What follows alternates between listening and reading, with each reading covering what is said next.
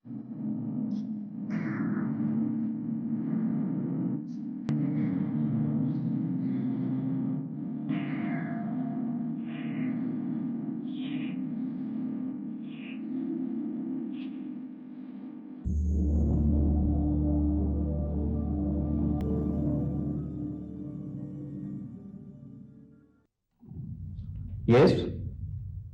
हाँ भेज दो।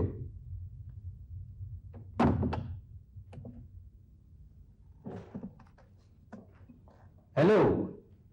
अस्सलाम वालेकुम अंकल। वालेकुम सलाम। वालेकुम सलाम। बैठो बैठो। यस, हाँ 3 कॉफी अंदर भेज देना। मेरा ख्याल है यही तुम्हारा वो दोस्त है जिसके बारे में तुमने मुझसे जिक्र किया था। जी अंकल, यही है वो मेरा दोस्त। जानते हो, तुम आग के दरिया में छलांग लगाने की ख्वाहिश कर रहे हो। यह हो सकता है कि फिर तुम्हें कोई गलतफहमी हुई हो। जी नहीं सर, मुझे कोई गलतफहमी नहीं है। कोई सबूत? आप मुझ पर यकीन कीजिए, मैं कोई फ्रॉड नहीं कर रहा। फर्ज करो कि मैं यकीन करूं, लेकिन तुम उन लोगों के बारे में कुछ भी नहीं जानते। तुम्हें जिस शख्स के सामने जाना पड़ेगा वो रईस मेहरान खान है, भावल खान का इकलौता बेटा, कम से कम दुनिया की नजर में। तो सर आप मुझे उन्हीं से मिलवा दें। किससे? भावल खान से? जी जी हाँ। तुम क्या उन लोगों के बारे में कुछ भी नहीं जानते? नहीं सर, मुझे कुछ नहीं मालूम, मैंने तो उन्हें देखा तक नहीं। अंकल, आप बस एक मरतबा इसे उन लोगों से मिलवा दीजिए, बाकी सब कुछ ये खुद संभाल लेगा। देखो सिकंदर, मेहरान खान से मेरी ठीक ठाक किस्म की दोस्ती है। शिकार के दिनों में हम दोनों अक्सर जंगलों में साथ निकल जाया करते हैं, लेकिन उसके साथ उसकी जाती जिंदगी के बारे में गुफ्तगू करना इतनी आसान बात नहीं है। उसके बेतकल्लुफ दोस्त भी उससे काफी फासले पर रहते हैं। खून खराबा करना उनके लिए आसान सी बात है। रही बात भावल खान की, तो मैं उसके बारे में ज्यादा नहीं जानता हूं, सिवाय इसके कि आजकल वो कुछ बीमार है, इसलिए लोग उससे मिलते जुलते नहीं हैं। आप ही कुछ सूरत निकालिए ना चाचा जान। हाँ, अगर तुम्हारी मां इस सिलसिले में ताउन करे तो फिर बहुत कुछ मुमकिन है। कहाँ सर, वो तो अना और खुददारी की एक ऊंची फसील अपने गिर कायम किए बैठी है। तो फिर एक और सूरत हो सकती है, वो ये कि कोई ऐसी तस्वीर जो तुम्हारी बात की तस्दीक कर सके। मेरा मतलब है भावल खान के साथ तुम्हारी मां की तस्वीर। मैं कुछ कह नहीं सकता सर, लेकिन अगर मैं कोई ऐसी तस्वीर तलाश कर लूं तो क्या? हाँ, फिर बहुत कुछ मुमकिन हो सकता है।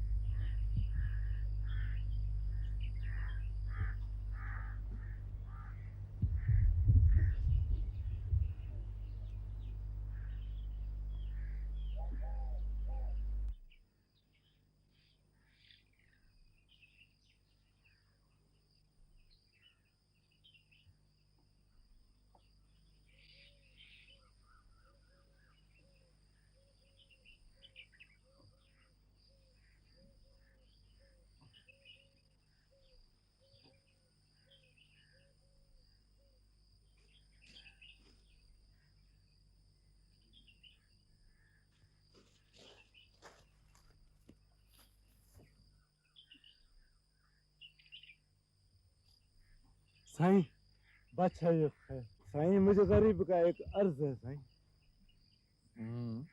कहो। साईं, साईं आपके कमदार ने कर्जे के बदले में हमारा पूरा फसल रख दिया। साईं पूरा साल पड़ा हुआ है। साईं पूरा साल पड़ा हुआ, गरीब आदमी कहाँ जाएंगे सर, कहाँ से खाएंगे सर? साईं आधा गंदम मुफ्त का माल समझ रखा है तुम लोगों ने, कर्जा लेते वक्त नहीं सोचते हो? साईं, साईं हम कहाँ जाएंगे साईं? साईं पूरा साल पड़ा हुआ गंदम रख लो साईं, आधा गंदम साईं। कमदार, जी साईं। अल्लाह बचाओ का ख्याल रखना। जी साईं। हारी औलाद की तरह होता है। और अल्लाह बचाए तुम भी सुन लो, जी हुजूर। मैं छूट का कायल नहीं हूँ, अपना हिसाब किताब साफ रखा करो। हाँ हाजिर सही, हाजिर। बिस्मिल्लाह। मोला बेड़ा पार करेगा तेरा साईं, रईसा ला करेगा तो खुश होगा। रुकोगे? आओ।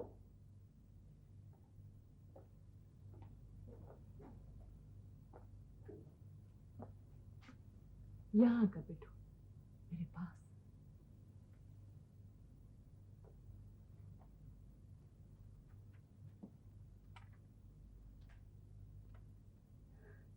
इतने चुपचाप क्यों हो तुम? जी नहीं तो। तुम मेरे पास आकर बैठते हो तो यूं लगता है जैसे बरसों तपते हुए रेगिस्तानों में चलते रहने के बाद अचानक अचानक किसी घने दरख्त की ठंडी छांव में आ गई हूं। आज कॉलेज गए थे? नहीं। क्यों? पिछले 20 बरस तुम्हें किसी बुलंदी पर देखने के कई ख्वाब देखते हुए बीत गए। कोई एक ख्वाब अपनी मम्मा का भी पूरा कर दो। मैं कोशिश करूंगा मामा।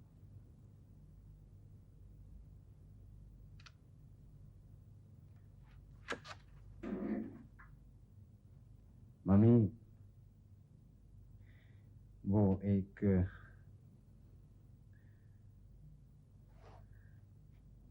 मम्मी आपके पास बाबा की कोई तस्वीर है? क्यों? मैं कोई ऐसी तस्वीर जिसमें आप और बाबा साथ हों। सिकंदर, आखिर क्यों तुम मुझे रजा रजा करने पर तुले हो? क्या चाहते हो तुम? मम्मी, आपसे तो ना हो सका, लेकिन मैं किसी न किसी तरह बाबा तक जरूर पहुंचना चाहता हूँ। ऐसी क्या चीज है सिकंदर जो मुझसे ज्यादा तुम्हें वो शख्स देगा जिसे तुम्हारा नाम ही नहीं मालूम? और आपने भी तो उन्हें मेरा नाम बताने की कभी कोशिश भी नहीं की। तुम क्या जानो? सिर्फ तुम्हारी वजह से मैंने अपने आप को किस हद तक गिरा दिया था। मैं जानता हूँ मामा, जानता हूँ मैं, लेकिन मामा प्लीज प्लीज आप मुझ पर यकीन कीजिए कि कोई ऐसी बात नहीं होगी जो आपके लिए परेशानी का सबब बने। मम्मी, आप आखिर क्यों नहीं चाहती कि हम सब एक ही छत के नीचे? जिसे तुम छत कह रहे हो, बीच दोपहर तपता हुआ आसमान है वो। कुछ भी हो मम्मी, मुझे तस्वीर दीजिए। मैंने भी आपकी तरह खुद को बुलंदी पर देखने के कई ख्वाब देखे हैं। कोई एक ख्वाब मेरा भी तो पूरा कर दीजिए ना। जाओ, चले जाओ। ऐसी कोई तस्वीर नहीं मेरे पास। आग दे दी मैंने उन सब तस्वीरों को। चले जाओ यहां से। चले क्यों नहीं जाते? प्लीज प्लीज प्लीज चले जाओ।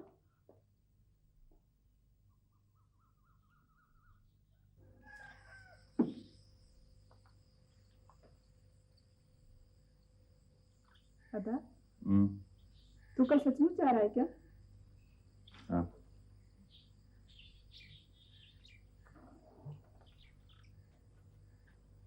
बस 4 दिन के लिए आया था तू?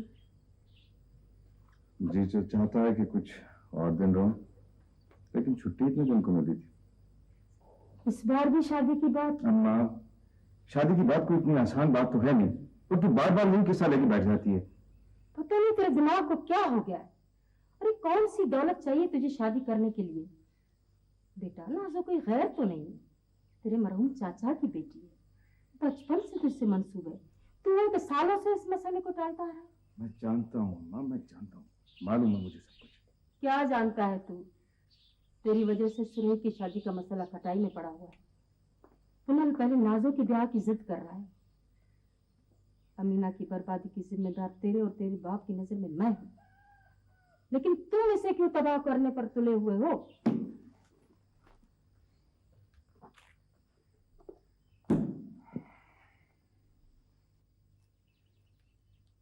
तू बताता क्यों नहीं? आखिर तुझे क्या परेशानी है जो तू शादी करना नहीं चाहता? इस बहन का भी वही असर करना चाहता जो बड़ी का हुआ? अम्मा, अभी मुझे अकेला छोड़ दो, मुझे मुझे तन्हाई चाहिए। कैसे तुझे अकेला छोड़ दूं? आता है तो 3-4 दिन मुश्किल से ठहरता है और जाता है तो महीनों लौटने का नाम नहीं लेता। ये सिलसिला कब तक चलता रहेगा सारंग? अम्मा, मैंने तुमसे कहा ना, मुझे अकेला छोड़ दो। तेरी मर्जी। कितनी बार मैं समझा चुकी हूं तुझे।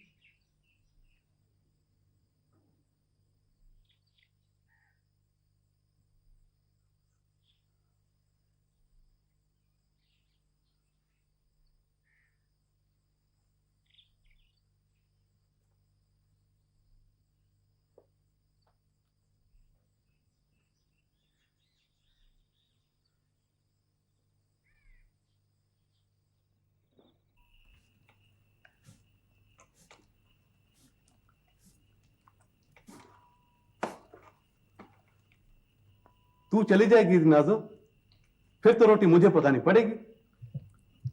इसलिए तो अदा कहती हूँ कि सुरई को जल्दी से ब्याह कर ला। ऐसे थोड़ी ब्याह कर लाऊंगा, पहले अदा सारंग तुझे ब्याह कर ले जाएगा, फिर मैं सुरई को ब्याह लाऊंगा। तुझे उस पर एतबार नहीं है क्या? किस पर? उस पर? उस पर? किस पर? अरे नाम तो बताओ उसका। मुझे नहीं मालूम उसका नाम। तुझे आज कोई दूसरा काम नहीं है क्या? बस यही किस्सा लेकर बैठ गया? सच्ची बात कहूं दिनाजो, मेरा तो दिल चाहता है कि बस बैठा तेरी ही शादी की बातें करता रहूं, जिस तरह से अम्मा और बाबा किया करते थे। पागल है तू भी। पन्ना, ओ पन्ना, आयो आयो, ले आ गया वो जिसका नाम तुझे नहीं मालूम। आओ बताओ। बड़ी उम्र है तेरी अदा सारंग, मैं तेरी बातें कर रहा था। अच्छा, बैठो अदा। अदा खैर तो है, तू कुछ परेशान सा लग रहा है। नहीं परेशान तो नहीं, वो मैं बेवक्त तो नहीं आ गया? अरे तू तो बिल्कुल शहरी हो गया, ऐसे बोल रहा है जैसे मैं कोई अजनबी हूं। याद है बचपन में तू मुझे स्कूल न जाने की वजह से मारा करता था। अरे अभी तो तेरी मार के निशान भी नहीं उतरे मेरे जिस्म पर से, और तू कमाल है यार। अच्छा छोड़ो, आओ बैठो बैठो। वो मैं एक बात करने आया था। मैं चाहता हूं कि सुरई की शादी अब हो जानी चाहिए। वो रसरंग, मैं भी चाहता हूं कि अदीनाजो की अब शादी कर दी जाए। अकेला हूं ना था, अम्मा और बाबा होते तो और बात थी। अब उसे बिठाकर पहले मैं कैसे शादी करूं? वो मेरे हालात कुछ अभी ठीक नहीं है। क्यों? क्या हुआ है हालात को? कुणाल, मैं चाहता हूं कि सुरई की शादी अभी। वो तो ठीक है अदा, लेकिन मैं अपनी बहन की जानिब से कैसे आंखें बंद कर लूं? सच कहता हूं अदा, अब तो अदीनाजो की शादी के बारे में सोच सोच कर मुझे रातों को नींद भी नहीं आती।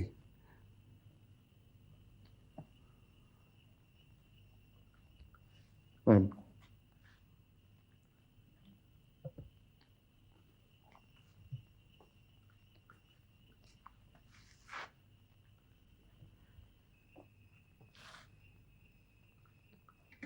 अच्छा, मैं चलता हूं। अदा देख, तू मेरा भाई है, हमने एक साथ खेलकर गुजारा है बचपन में। मेरा मकसद तुझे दुख देना नहीं है। मैं नहीं चाहता कि मेरी बहन के बालों में चांदी के तार पड़ जाएं और मैं अपना घर आबाद कर लूं।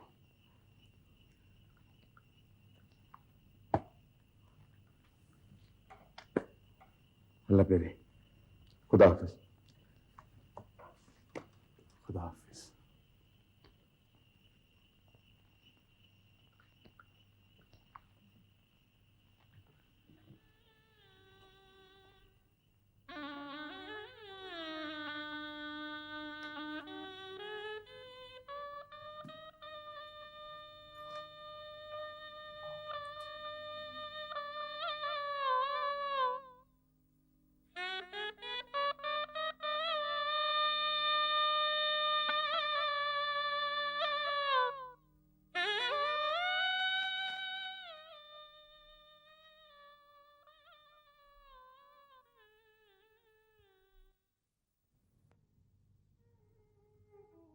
मेरे जैसी खूबसूरत औरत तुझे कहाँ मिलेगी? 10 बेटे हैं मेरे, 10 बेटे। तुझे एक भी नहीं दूंगी। तुझे एक भी नहीं दूंगी।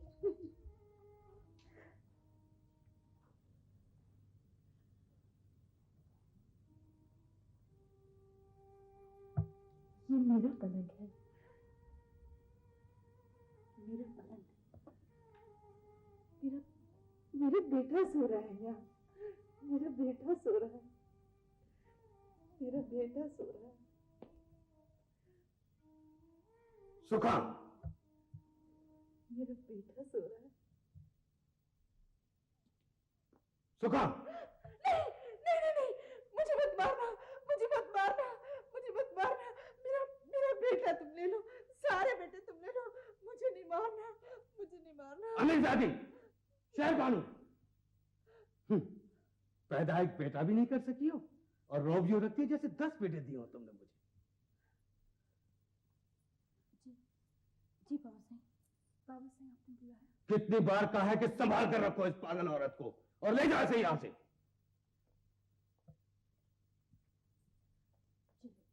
चलो नहीं, चल मैं नहीं जाऊंगी, ये मेरा पलंग है, मेरा पलंग है। ये यूं नहीं जाएगी, जबरदस्ती ले जाओ इसे यहां से। नहीं नहीं, देखो मेरा बेटा सो रहा है, मेरा बेटा सो रहा है, मैं नहीं जाऊंगी। छोड़ दो मुझे, छोड़ दो, छोड़ दो, छोड़ दो, मेरा बेटा सो रहा है, छोड़ दो मुझे।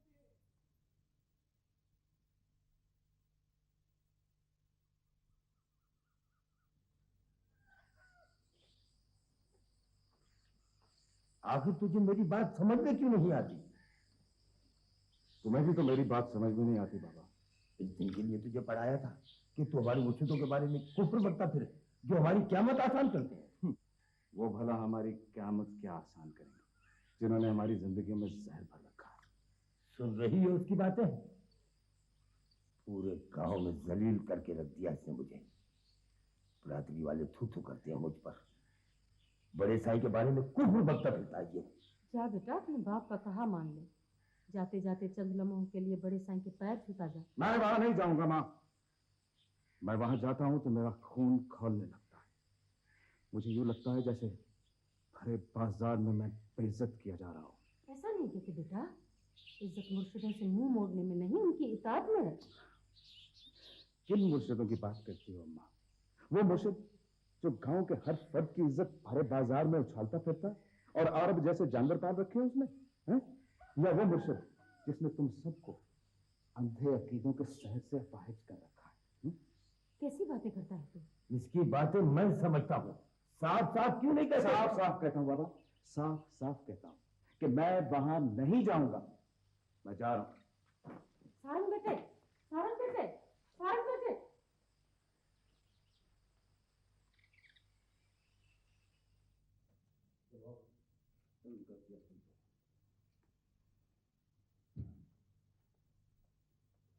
सही बिस्मिल्लाह। सही ले आए हो इस निकम्मे को, वो जरा दिमाग खराब है इसका। 4 दिन रोएगा फिर आप यहाँ काम करने लगेगा। सही क्यों छोरा, तुम रोते हो पढ़ने के लिए? तुम पढ़ोगे तो हमारी जमीनों पर कौन काम करेगा? हाँ बोलो। सही में स्कूल जाऊंगा सही।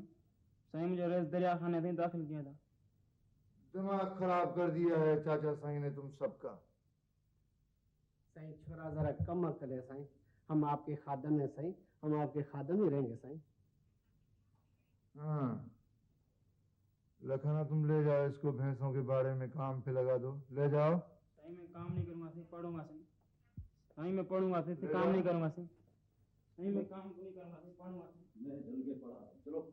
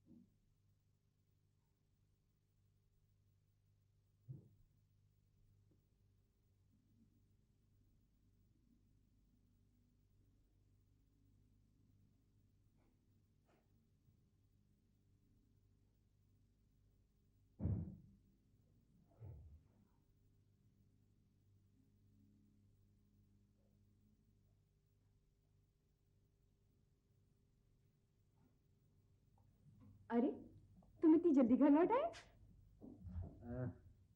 बस कुछ काम था मुझे। क्या बात है, तुम कुछ परेशान लग रहे हो। नहीं नहीं नहीं, तो ऐसी तो कोई बात नहीं। फिर आज इतनी जल्दी घर लौटने का कैसे ख्याल आ गया तुम्हें?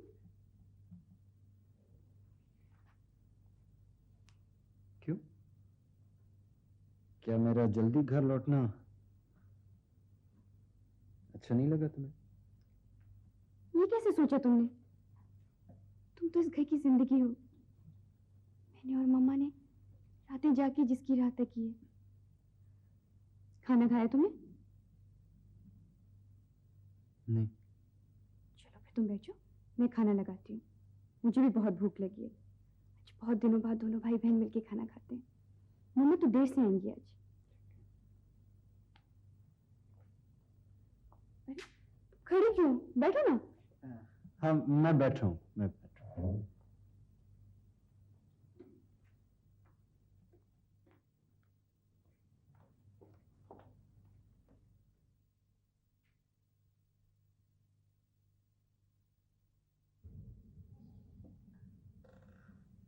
सर यही एक तस्वीर सबूत के तौर पर मेरे पास है। मैंने भावल खान को कभी रूबरू नहीं देखा, लेकिन उसकी तस्वीरें जरूर देखी हैं। यकीनन ये भावल खान है। तो सर अब आप मेरा एक काम कर देंगे ना? देखो सिकंदर, तुम जितना इस काम को आसान समझ रहे हो, ये काम उतना ही मुश्किल है। वक्त का इंतजार करो। मेहरान खान अक्सर शहर आता रहता है। किसी एक भी मुलाकात में मैं तुम्हारा जिक्र करूंगा उससे। यूं समझो कि वो शख्स जंगल का अकेला शेर है। क्या ख्याल है तुम्हारा? शेर और बकरी का एक घाट पर पानी पीना आसान बात है? हौसला करो। मुसीबतों की हर रात के बाद आसूदगी की सुबह जरूर तुलू होती है।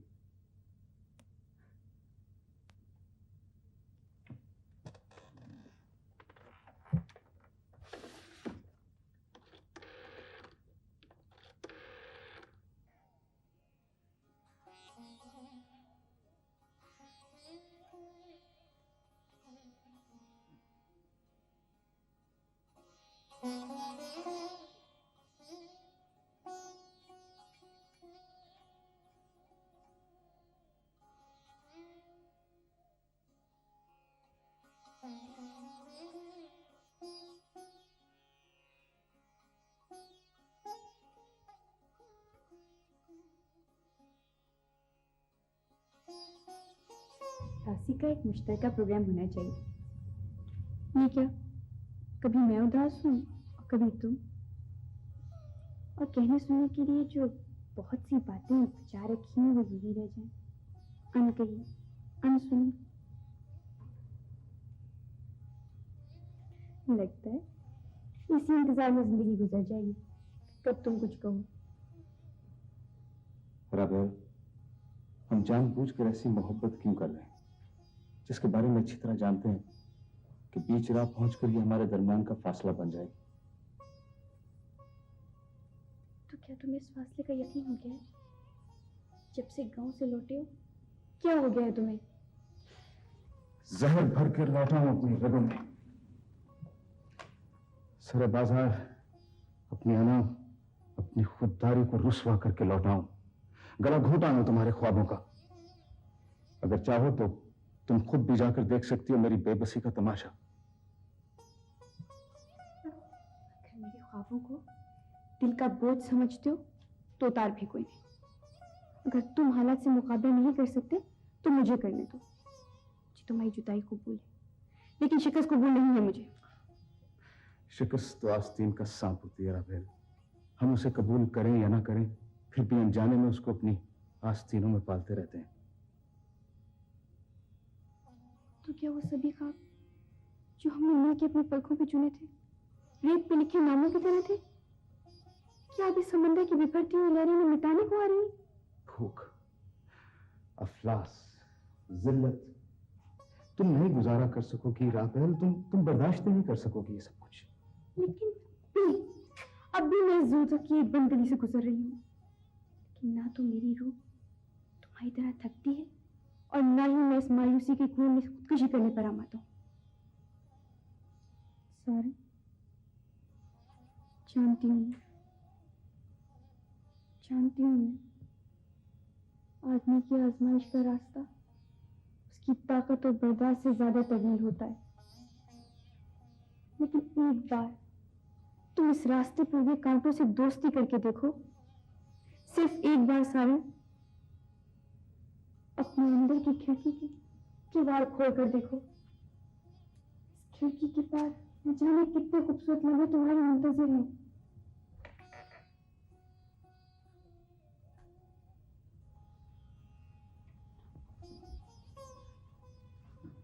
इस खिड़की के कवाड़ों को कितने हाथों ने बंद कर रखा है, तुम क्या जानो? लेकिन मैं तो इस खिड़की के पार बरसों से खड़ी दस्तक दे रही हूँ। तुम सारंग, आवाज सुन रहे हो ना?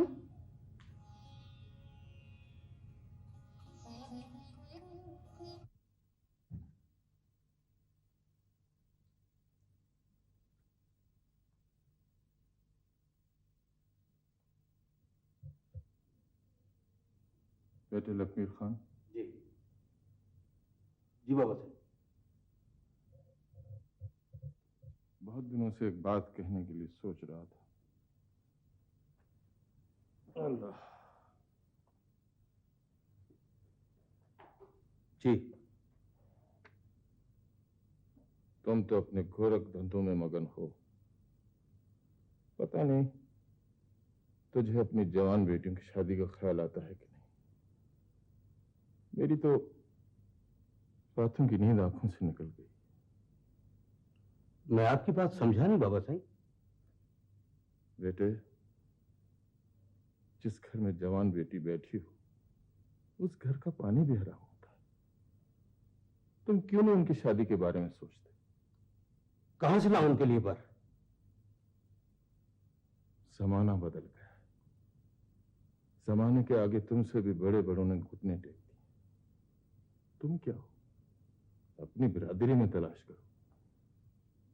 बाबा साहब, आपका मतलब मैं अपनी इज्जत इन बिरादरी वालों के हवाले कर दूं? इतनी सारी दौलत इन कुत्तों में बांट दूं? कैसी बातें करते बाबा साहब आप? बिरादरी वाले कुत्ते नहीं हैं। ऐसे क्यों सोचते हो तुम? तुम्हारा एक ही भाई है, वो भी तुम्हारी औलाद जितना है, अभी कराची में पढ़ रहा है। उसकी कोई औलाद होती तो और बात थी। मेहरान खान का एक ही बेटा है, 2 साल का दूध पीता। क्या तुम उसका इंतजार करोगे? बाबा साहब, औरत सर की पगड़ी होती है जिस पर हाथ रखा रहे तो अच्छा होता है। और मैं अभी इतना बेगैरत नहीं हुआ कि अपने सर की पगड़ी बीच बाजार में उछालता फिरूं। लखमी खान, ये गुनाह है। मैं जानता हूं, लेकिन यह मेरे लिए मुमकिन नहीं कि जिन लोगों को मैंने अपनी चोटी तले दबाए रखा उनके हाथ अपने सरों तक पहुंचने दूं। रही बात गुनाह की तो हक बख्शवा लूंगा उनका। जुल्म की एक इंतहा होती है, अगर हद से बढ़ जाए तो अपने गले का फंदा बन जाता है। बाबा साहब, इस मामले में एक लफ्ज सुना गवारा नहीं करूंगा। इस जमीन पर कोई मां का लाल पैदा नहीं हुआ जो मेरी बेटियों की तरफ आंख उठाकर भी देखे। खून पी जाऊंगा उनका।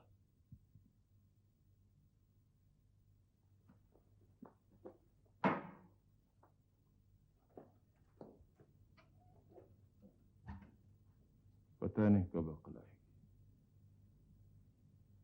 कब इन अंधेरों से निकलेंगे, कब इन अंधेरों से निकलेंगे। लाली, फिर क्या हुआ?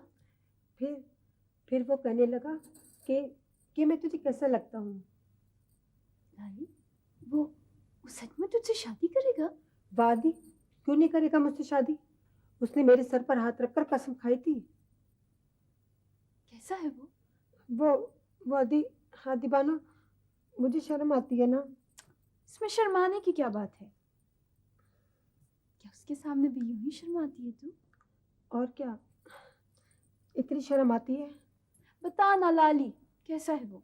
वो आदि बानो, वो बहुत कदावर है। मैं तो उसके सामने इतनी सी लगती हूँ। सांवला सा रंग है, मगर अति बानो उसके चेहरे पर मूछें इतनी अच्छी लगती है कि मैं क्या बताऊं। और वो उसकी आंखें। बस कर लाली, चली जा यहाँ से, चली जा। क्या हुआ आदि? आदि मीरजादी,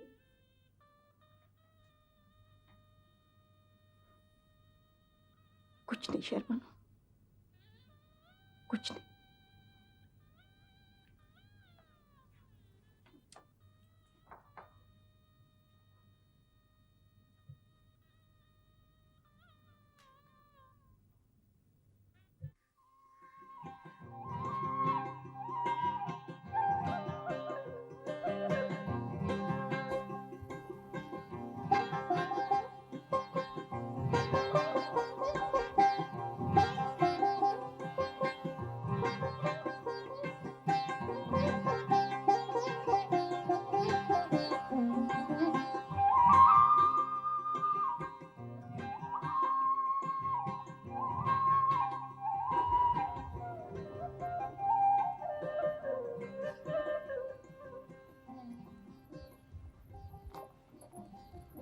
सुनो,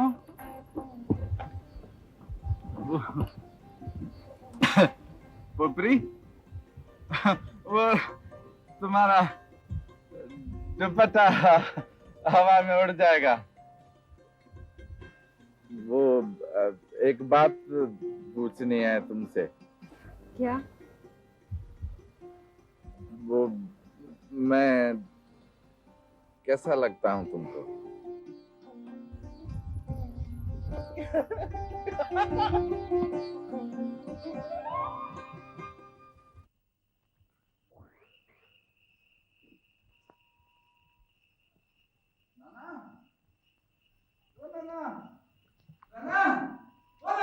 अरे छोरा, क्या मत आ गई क्या?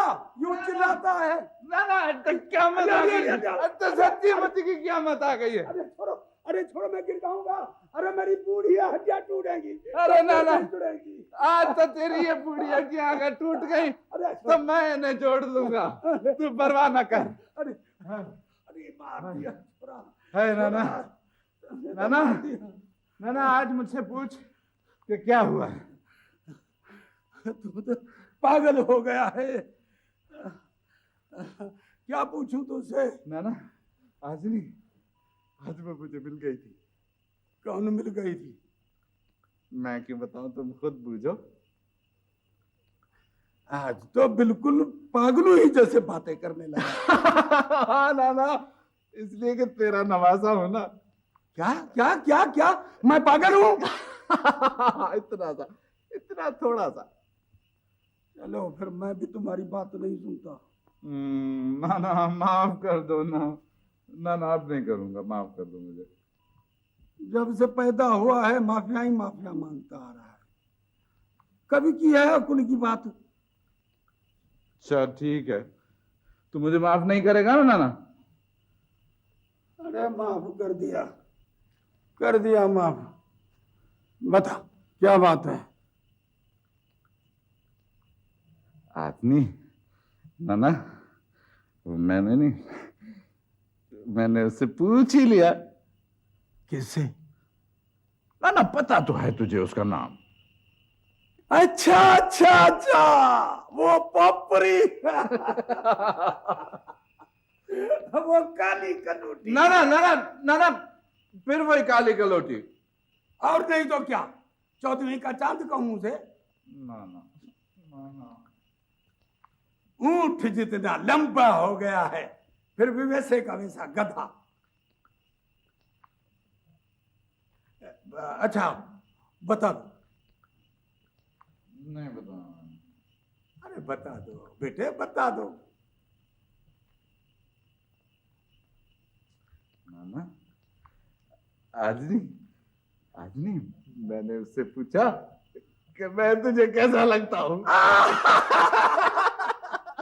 फिर तो वो हंस के भाग खड़ी हुई हो। बिल्कुल ऐसा ही हुआ था नाना। पर तुझे कैसे मालूम नाना? मैं समझ गया, तुम्हारी शिकली ऐसी है। ना ना फिर वही बात है। अरे पागल, मैं तो मजाक कर रहा था। तुझ में तो मेरी हर सांस बसी हुई है। तुझ जैसी खूबसूरत चीज मैंने आज तक नहीं देखी। तुझे पोपरी अच्छी लगती है ना? तो बस समझ ले, जो चीज तुम्हें अच्छी लगती है वो तेरी है, तेरी है। सच्ची ना ना? अरे छोड़ो, अरे मैं गिर जाऊंगा। मेरी हड्डियां, अरे ना ना संभाल, गिरेगा।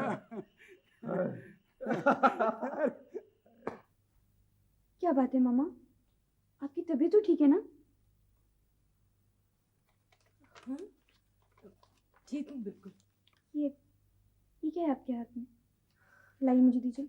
वो नहीं है जो तुम समझ रही हो। वही है मामा, इसके अलावा क्या हो सकता है?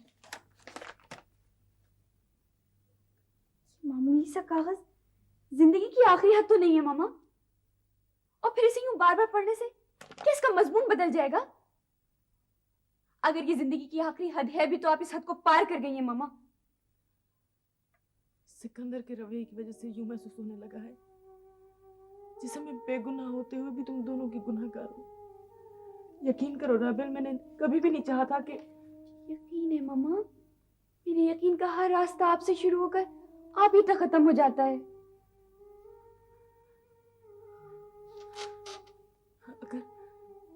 अगर तुम दोनों अपने बाबा के पास जाना चाहो तो मैं नहीं रोकूंगी। मैं तन्हाई के इस घने जंगल में तन्हा रहने की कोशिश करूंगी। कैसी बातें कर रही हैं मामा? मैं आपको छोड़कर जाऊंगी और उस शख्स के पास? नफरत है उस बेहिस शख्स के नाम से मुझे, वजूद से। और फिर सिकंदर जो कुछ भी कर रहा है अनजाने में कर रहा है। उसे नहीं मालूम है कि पापा ने आपको तलाक दे दी है। कुछ और समझ रहा है।